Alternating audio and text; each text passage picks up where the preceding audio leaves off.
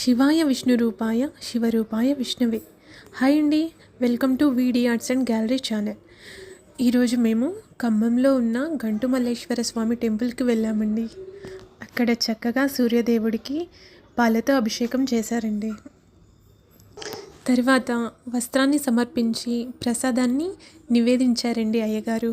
ఈరోజు రథసప్తమి అండి. ఇది శాస్త్రపరంగాను హేతుపరంగాను కూడా ఆమోదించదగిన పండుగ. కారణం, సూర్యుడు ఇచ్చే వెలుగు ద్వారానే మనిషి మనుగడ అనేది సాధ్యమవుతుంది. ఈ రథసప్తమి సందర్భంగా భారతీయులు ఆ సూర్యభగవానుని కృప కోసం పూజలు వ్రతాలు కూడా చేస్తారు.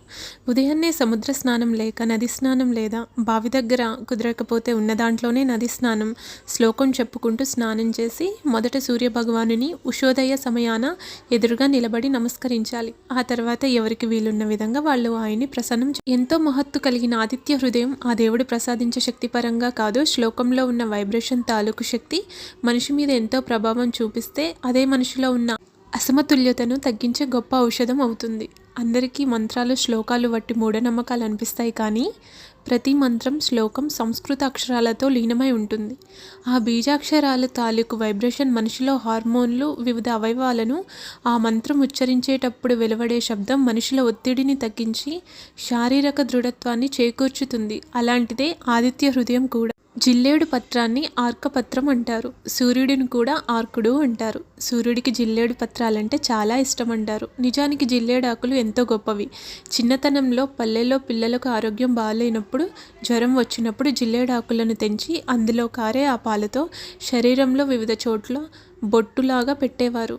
అయితే గమనించదగింది ఏంటంటే, ఆ ప్రాంతాలు అన్ని నరాల కేంద్రకాలు మరియు ఎముకల పట్టు ఉన్న ప్రాంతాలు. ఆ ప్రాంతాలలో జిల్లేడు పాలు కొద్దిసేపు పాటు వాటి ప్రభావాన్ని చూపి శరీరంలో ఉన్న అనారోగ్యాన్ని తగ్గిస్తాయి. అందువలన రథసప్తమి రోజు జిల్లేడు ఆకులను తల మీద 1, భుజాలపై 2, మోకాళ్లపై 2, కాలి పాదాలపై 2 పెట్టుకొని స్నానం చేయడం వల్ల ఆ పాల తాలూకు బిందువులు శరీరం అంతా ప్రయాణం చేసి స్వస్థతను కూడా చేకూర్చుతాయి. అది సాంప్రదాయం కూడా. ఈ రథసప్తమి వెనుక గొప్ప హేతువు దాగి ఉంది. అందుకే తప్పకుండా ఆ సూర్యుడి పేరుతో ఆరోగ్యాన్ని చక్కదిద్దుకుందాం. సూర్యుడిని దేవుడిగా కొలవడం పురాణాల ద్వారా తెలుస్తూనే ఉంది. ఇంకా సూర్యుడిని నవగ్రహాలలో ఒకరిగా చేర్చి పూజించడం కూడా తెలిసిందే. అలాంటి సూర్య భగవానుడి కృపకు పాత్రులవ్వడానికి రథసప్తమి ఎంతో గొప్పది. సప్త శ్వేతశ్వములు లాగుతున్న రథంలో తిరిగాడు ఆ సూర్య భగవానుడు. ఈ సకల ప్రపంచానికి వెలుగు ప్రదాత. ఆయన లేకపోతే ఈ జగత్తు మొత్తంగా అంధకారంలో పడికొట్టుకుంటుంది.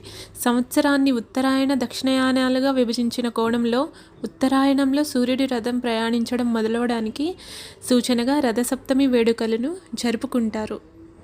మీకు ఈ వీడియో నచ్చినట్టయితే వీడి ఆర్ట్స్ అండ్ గ్యాలరీని సబ్స్క్రైబ్ చేయండి అండ్ షేర్ చేయండి.